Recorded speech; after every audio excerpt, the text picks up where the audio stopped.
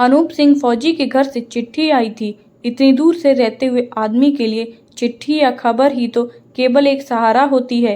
ये चिट्ठियाँ भी अजीब होती हैं, कभी खुशी देती हैं तो कभी दुख भी बढ़ा देती हैं।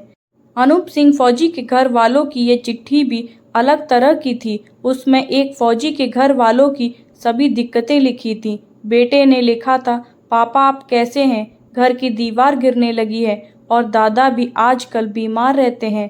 कोने वाली कोठरी की छत भी गिर सकती है। परसों हुई मूसलाधार बारिश से उसमें से बहुत पानी चू रहा था। माँ की हालत ठीक है। मैं अब रोज़ाना स्कूल जाता हूँ। मेरी ड्रेस पुरानी हो गई है, पैंट भी मेरी घुटनों पर से फट गई है। पापा इस बार घर आते समय आप मेरी नई पैंट लेते आना, चप्पल ज़रूर लाना। छोटू के लिए आप खिलौने वाली ट्रेन और बंदूक लेते आना। आप जल्दी घर आना पापा।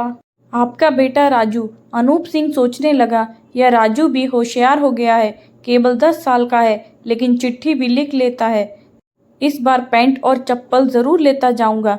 छोटू के लिए खिलौने वाला टैंक और बंदूक भी लेता जाऊंगा। मैं इस बार ज़रूर छुट्टी लूँगा। अनूप सिंह, खाना खा लिया क्या? पास ही से आवाज़ आई। नहीं यार, खाना नहीं है, अभी थोड़ी देर में खा लूँगा। कब खा लेगा? 8 बजे ऑपरेशन पर जाना है और 7:30 बज चुके हैं। अनूप सिंह का साथी फौजी रंजीत सिंह उससे बोला। अनूप सिंह उठकर भोजन की तरफ बढ़ गया। आजकल यहाँ के हालात काफ़ी खराब हो चुके हैं। आए दिन गोलीबारी होती रहती है। रोज़ दोनों तरफ के लोग मारे जाते हैं। न रात को आराम न दिन को चैन। पता नहीं क्या करने पे उतारू हैं ये लोग। शांति से क्यों नहीं रहते? ऐसा सोचते हुए अनूप सिंह ने बड़े बेमन से खाना खाया। आज अनूप सिंह को घर के खाने की बहुत याद आई। दूर राजस्थान के रेतीले इलाके में बसे अपने छोटे से गांव की याद ताज़ा हो गई। घर से चिट्ठी आते ही हर बार उसका यही हाल हो जाता है, पता नहीं क्यों। अनूप सिंह, जल्दी से तैयार हो जाओ। मेजर सौरभ घोष की आवाज़ कानों से टकराते ही अनूप सिंह ने अपनी राइफल, पट्टा, टॉर्च वगैरह उठा ली। आज हमें चौकी नंबर 2 पर जाना है। वहाँ हमला हो सकता है। वह चौकी बहुत खास है। वह हमें हर हाल में बचानी होगी। मेजर सौरभ घोष सभी सिपाहियों से कह रहे थे। सभी सिपाहियों और अफसरों की टुकड़ी वहां से चौकी नंबर 2 की तरफ बढ़ गई। तड़ तड़ की आवाज़ों के साथ 1-2 फौजी शहीद हो गए।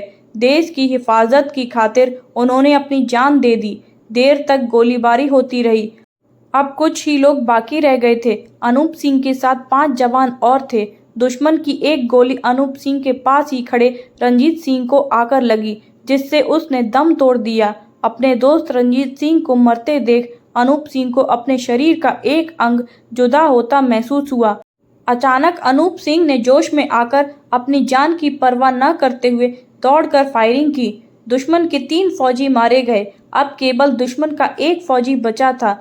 वह चट्टान की आड़ से गोलियां चला रहा था। अनूप सिंह ने पेड़ की आड़ से उस पर 3-4 फायर झोंक दिए थे जो निशाने पर लगे थे और वह दुश्मन भी तड़प कर शांत हो गया। अनूप सिंह ने 3-4 पल उसे देखा और बेफिक्र होकर उसके करीब गया। चेहरा मोहरा उलट पलट कर देखा और फिर बुदबुदाया, उम्र तो मेरे बराबर की लग रही है। अनूप सिंह ने उसकी तलाशी ली। उसके परिचय पत्र को टॉर्च की रोशनी में पढ़ा।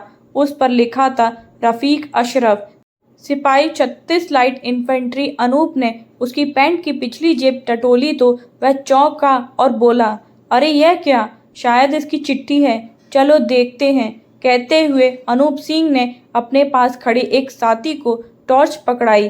अनूप सिंह को थोड़ी बहुत उर्दू पढ़नी आती थी, जो कि उसने गांव के मौलवी से बचपन में सीखी थी। अनूप सिंह ने चिट्ठी पढ़नी शुरू की। अब्बू जान, अस्सलाम वालेकुम, आप कैसे हैं? हम सब, अम्मी, सलीम, दादी, अम्मा, दादू सब खैर से हैं। मेरा स्कूल लगना शुरू हो गया है। मैं 8वीं जमात में हो गई हूँ। सलीम भी 4थी जमात में आ गया है। मास्टर जी ने हमसे नई ड्रेस सिलवाने को कहा है। मेरी फ्रॉक पुरानी हो गई है। सलीम भी नई ड्रेस मांग रहा है। अब्बू, हमारे पास जूते भी नहीं हैं।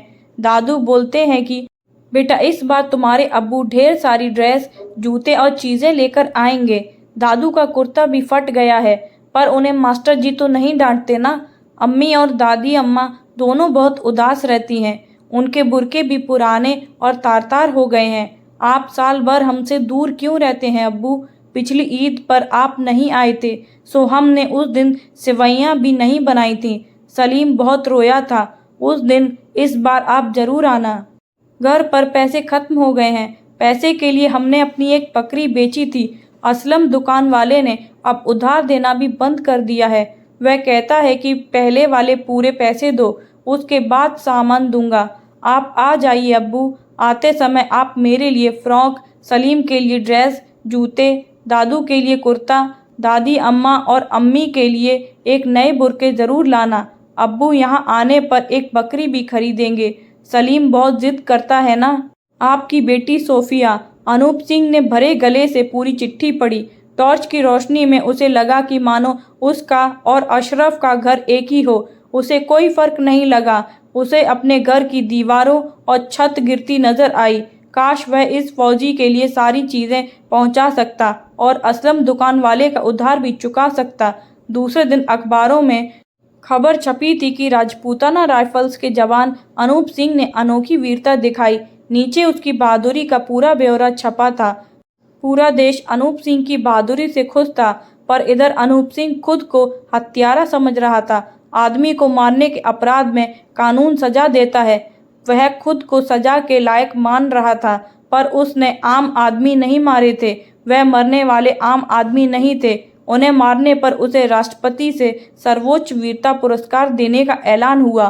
15 अगस्त को सम्मान समारोह में कुर्सी पर बैठा अनूप सिंह दोनों देशों के नेताओं, हुक्मरानों के बारे में सोच रहा था। ये लोग शांति क्यों नहीं चाहते हैं?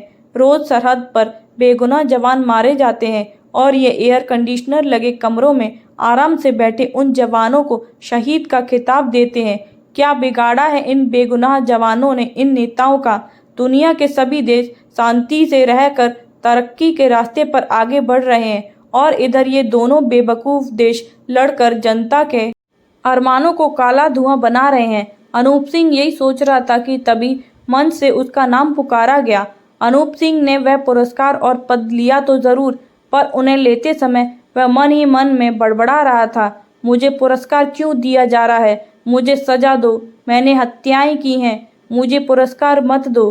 फ्रेंड्स, आपको ये स्टोरी पसंद आई हो तो वीडियो को like, comment, share and subscribe ज़रूर करें। Thank you.